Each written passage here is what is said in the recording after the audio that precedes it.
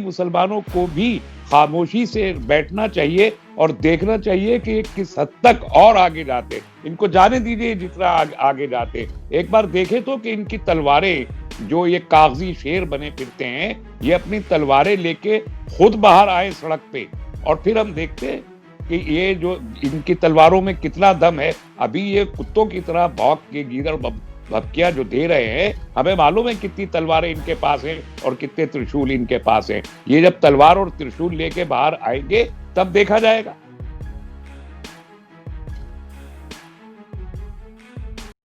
कल से social media पर एक वीडियो वायरल हो रहा है जिसमें स्वामी आनंद स्वरूप के कुछ बोल जो हैं वो सोशल मीडिया पर बवाल मचा गए हैं। उसी को लेकर के हमसे बात करने के लिए डॉक्टर तस्लीम रहमानी साहब मौजूद हैं और मैं सर सीधे आपसे जानना चाहूंगा कि योगी के राज में जो ये आतंक की पाठशाला चल रही है उस पर क्या कहना चाहेंगे आप? देखिए, योगी साहब खुद ही उस आतंक की पाठशाला के एक तालिब-इल्म रहे हैं और बड़े सिंसियर तालिब-इल्म रहे हैं। बहुत अच्छे से उन्होंने इस आतंक को न सिर्फ़ सीखा है, बल्कि इसके प्रचारक भी वो रहे हैं। हमें ये भूलना नहीं चाहिए कि ये योगी जी जो पता नहीं योगी किस अंदाज़ से योगी हैं, योगा करते भी हैं कभी या नहीं। लेकिन यही थे जिन्होंने हिंदू युवा वाहिनी बनाई थी। गोरखपुर और फिर ईस्ट यूपी में सब जगह पर हिंदू युवा वाहिनी के बड़े स्ट्रॉन्ग यूनिट थे और अभी हैं। तो इनका बीजेपी से ताल्लुक ना होके इनका ताल्लुक दरअसल हिंदू युवा वाहिनी से है, ये उसके सदर हैं। और हिंदू युवा वाहिनी अपने आतंक के लिए पूरे उत्तर प्रदेश में मशहूर रही है।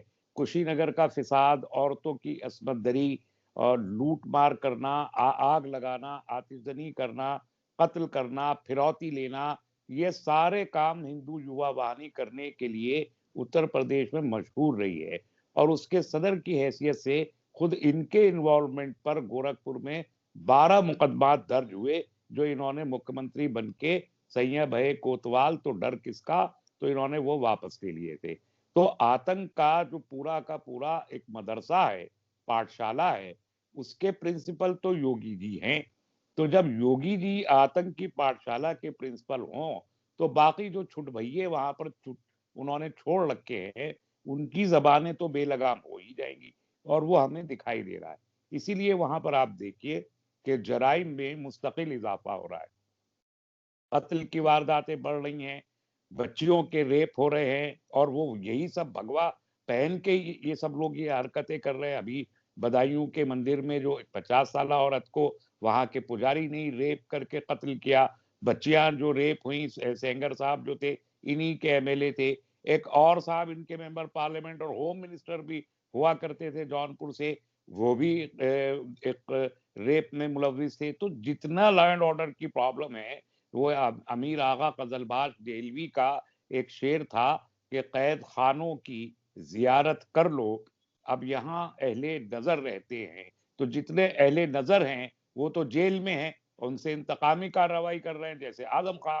अब जैसे वो सिद्दीक कप्पन गए वहां पर या और लोग गए, तो वो पीएफआई और एसडीपीआई यानी रेप को रिपोर्ट करने के लिए जो जर्नलिस्ट जा रहे हैं वो भी जेल में जा रहे हैं। और इनके ये जो ये संस्था ये प्रचारक हैं और हिंदुओं के खुद को कहने वाले जो सब उद्धारक कहने वाले लोग हैं, ये वहां बैठ के नफरत की जो फसल बो रहे हैं और जहरीले बीज बो रहे हैं। और ये बात तो बहुत साफ, जो कल की जिस वीडियो का आप जिक्र कर रहे हैं, उसमें उस शख्स ने ये कहा, मैं तो साधु नहीं मानता, साधु तो बहुत ही मोहतरम एक चीज होती है जो साधना करता है, लेकिन हर आदमी जो गेरवे कपड़े पहन के और अपनी जटाएं बढ़ा के और माइक के सामने आके नफरत की वाणी बोले, वो साधु तो नहीं हो सकता, वो तो गुंडा हो सकता है। तो ये जो बातें कल सामने आई हैं, कोई नई तो है नहीं, बार-बार आती रही हैं। तो ये गेरुआ कपड़े पहने हुए ये गुंडे हैं जिन्होंने खुद को साधु कहना शुरू कर दिया है। और आरएसएस की हमेशा से एक पॉलिसी रही है और आज भी है, वो मुखर होके सामने आई है कि वो कुरान को ज़िम्मेदार मानते हैं कि मुसलमानों के अंदर या जो जो लोग कुरान पढ़ने वाले हैं वो कहते हैं जिहाद की उसमें तालीम है, 19 आयतें हैं कत्ल काफिरों के कत्ल से मुताल्लिक। तो ये सब चीजें ये पहले से कहते रहे। इनकी प्रॉब्लम वो मुसलमान नहीं है जो बद अखलाक, बद किरदार, बद आमाल मुसलमान है, वो प्रॉब्लम नहीं है इनकी। उनके लिए इन्होंने एक यूनिट बना रखा है। वो एक मुस्लिम राष्ट्रीय मंच के नाम से आरएसएस ने बना रखा है एक यूनिट। तो ये जितने बद अखलाक, बद किरदार, बद आमाल मुसलमान हैं, वो सब एमआरएम में हैं और वो इनके महबूब हैं और वही उनकी वो ख़वातीन भी जिन्होंने हिंदुओं से शादियां कर ली, मुर्तिद हो गई और फिर टेलीविजन पे बैठती हैं, बिंदिया लगाती हैं, इस्लाम को गालियां देती हैं, कुरान को तर्क कर चुकी हैं, तो वो सब के सब इनके महबूब हैं। लेकिन जो अभी कुरान में यकीन रखते हैं और इस्लाम पर अमल करना, वो उनको इन्होंने अपना दुश्मन मान लिया है। ये सारी कहानी है। इसे मुसलमानों को क्योंकि समझना चाहिए।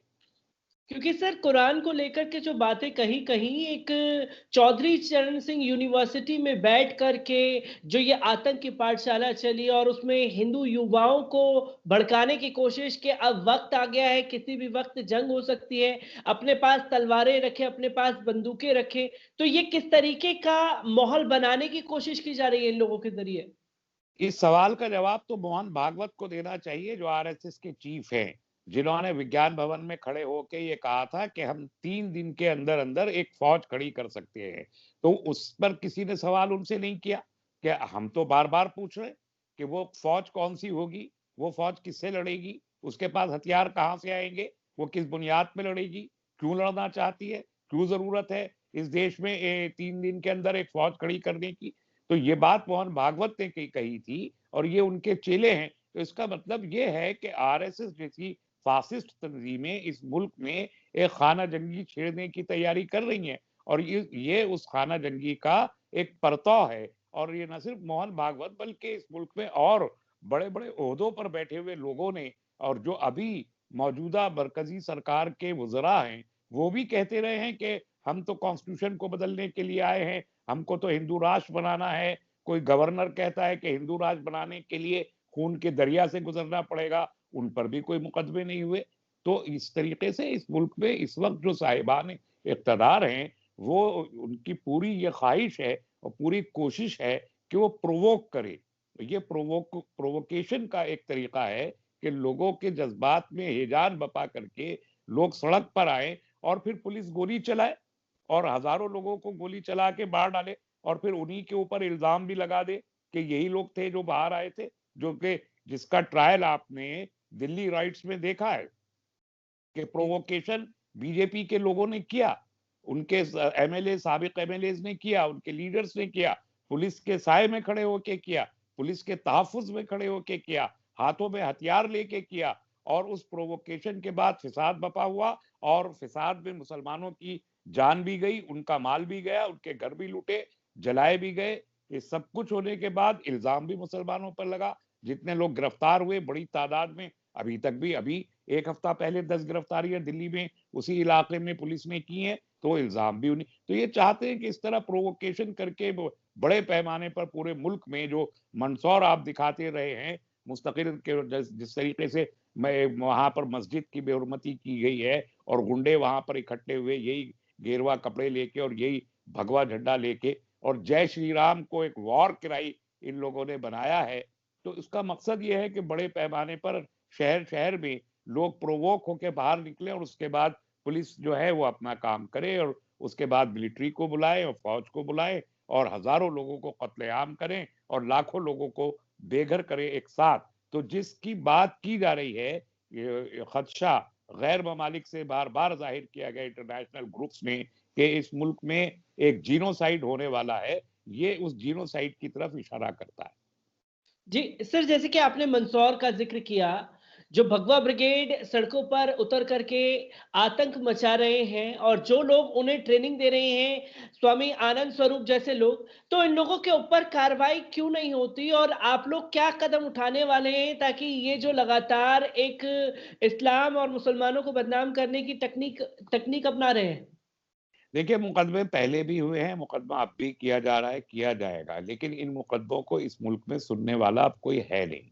कोई नहीं सुन रहा है। आप देख रहे हैं कि किसानों के इश्यू को डाइवर्ट करने के लिए तो सुप्रीम कोर्ट ने सुमो टू ले लिया, वो कुछ और जो गवर्नमेंट के ही लोग थे उन्होंने एक मुकदमा डाल दिया, उसको फौरन सुन लिया गया। अर्नब गोस्वामी टीआरपी चोरी करता है तो 1 हफ्ते में 7 दिन के अंदर 4 बार उसकी हेयरिंग हो जाती है। लेकिन जब हम किसान बिल के खिलाफ मुकदमा डालते हैं तो सुप्रीम कोर्ट के पास सुनने का वक़्त नहीं होता। जब हम आर्टिकल 370 को चैलेंज करते हैं अदालत में तो सुनने का मौका नहीं होता। जब हम इकोनॉमिक रिजर्वेशन 10% पर करते हैं तो सुनने का मौका नहीं होता। जब सीए पर करते हैं मुकदमा तो सुनने का मौका नहीं होता। तो अदालत कितनी सेलेक्टिव है कि उसको जो पसंद आता है या सरकार को जो पसंद आता है वो सुनना चाहते हैं। उसके अलावा आप एफआईआर्स करते रहिए, अभी एफआईआर्स को सुनने में उसी का शहर, वही मुद्दई, वही मुंसिफ। हमें यकीन था हमारा कसूर निकलेगा। यानी हाथरस की घटना पे जाने वाले लोग तो आप रास्ते में गिरफ्तार करके 2-2 थानों में एक साथ एफआईआर करके और एक ही दफा में आप यूएपीए लगा देते और यहाँ एफआईआर हो जाती है और आप किसी को गिरफ्तार नहीं करते। आप बताइए मंदसौर में क्या एफआईआर नहीं हुई? क्या हुआ वहां पर? सैकड़ों लोग बाहर निकले, हथियार लहराते हुए निकल रहे हैं, प्रोवोकेटिव नारे लगा रहे हैं, मस्जिद पे हमला कर रहे हैं, लोगों के घर तोड़ रहे हैं, एफआईआर दर्ज हो रही है, क्या हुआ? तो ये एक सीरियस सिचुएशन है। इस मुल्क के मुसलमानों के अलावा जो लोग इस मुल्क में इंसाफ पर और कॉन्स्टिट्यूशन पर और सब पर यकीन रखने का दावा करते रहे हैं, वो कहाँ हैं? देखिए मुसलमान तो एफआईआर कर रहे कर देंगे। सवाल मुसलमानों का नहीं है। सवाल ये है कि इस मुल्क में एक बड़ा तबका है, 68% लोग हैं जो एंटी बीजेपी हैं। उनमें बड़ी तादाद गैर मुस्लिमीन की है। वो कहाँ हैं? मंदसौर के मामले को लेके कांग्रेस का रुख क्या था? जरा पूछिए कांग्रेस के लोगों से। या अभी इस बयान को लेके मुसलमान क्यों ऑब्जेक्शन करें? कांग्रेस कहाँ है? समाजवादी पार्टी है उत्तर प्रदेश में, वो कहाँ है? बीएसपी कहाँ है? ये सब मुसलमानों के वोट से इन लोगों ने सरकारें बनाई हैं। तो वो लोग इस पे अभी तक क्यों नहीं बोले? क्यों ये एक्सपेक्ट किया जा रहा है कि मुसलमानों के मामलात पर जब कोई हमला हो तो सिर्फ मुसलमान ही उसको रिएक्ट करें? क्यों कम्युनिस्ट पार्टियां नहीं बोलती हैं इस मामले में? ये बात मुसलमानों को देखनी चाहिए। और अगर ये सब कुछ नहीं बोल रहे हैं, कोई नहीं बोल रहा है, सबने नजरें फेर ली हैं, तो अभी मुसलमानों को भी खामोशी से बैठना चाहिए और देखना चाहिए कि ये किस हद तक और आगे जाते हैं। इनको जाने दीजिए जितना आगे जाते हैं। एक बार देखें तो कि इनकी तलवारें, जो ये कागजी शेर बने फिरते हैं, ये अपनी तलवारें लेके खुद बाहर आए सड़क पे और फिर हम देखते हैं कि ये जो इनकी तलवारों में कितना दम है। अभी ये कुत्तों की तरह भौंक के गीदड़ भभकियां जो दे रहे हैं, हमें मालूम है कितनी तलवारें इनके पास हैं और कितने त्रिशूल इनके पास हैं। ये जब तलवार और त्रिशूल लेके बाहर आएंगे तब देखा जाएगा।